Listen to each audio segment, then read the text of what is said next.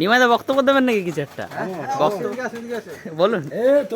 এই দেখুন, আমরা 12 জনে কাজ করি, ঠিক আছে? 13 জনে কাজ করি না, ঠিক আছে?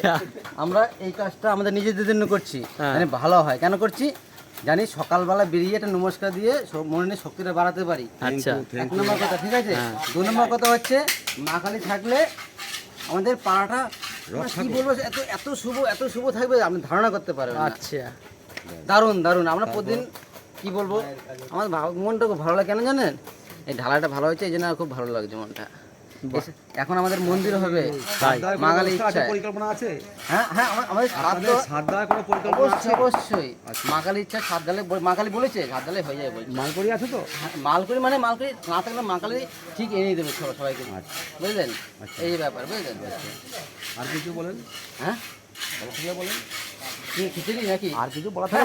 আমাদের এখানে আজকের ব্যাপারে হালকা একটা খিচুড়ি প্রসাদ হচ্ছে, ঠিক আছে? ঢালাই উপলক্ষে ওটা সবাই মিলে খাওয়া হবে, ঠিক আছে? কালকে কিন্তু মাংস ভাত হবে, ঠিক আছে? এটা বলে দিলাম আগে থেকে। আমার রং হয়ে গেছে, বুঝেছো? কেন কেন? আমি ওপেন করিনি, ওপেন করিনি। ঠিক না, তুমি ওপেন করেছো? ওপেন হয়েছে। বলছি কালকে মাংস ভাত খাওয়ানো হবে, ঠিক আছে? আজ খিচুড়ি হোক যা হোক, কালকে আমিষ হবে, ঠিক আছে?